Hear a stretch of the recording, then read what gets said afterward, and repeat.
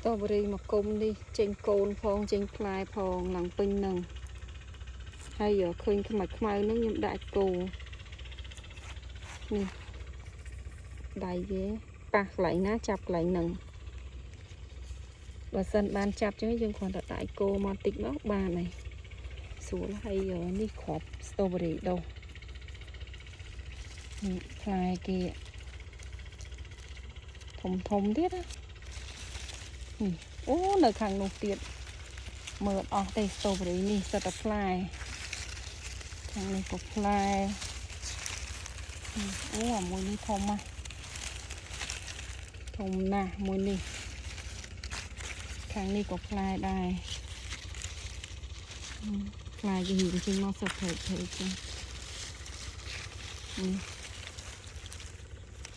សិតតែផ្លែ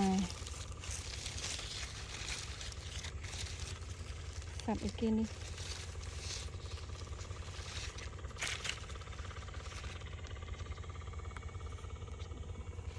ល្មមបេះនេះប៉ានេះផ្អែមហ្មងផ្លែយ៉ាងហ្នឹងនេះក៏ផ្លែដែរនេះចេញមកអញ្ចឹងហ្មង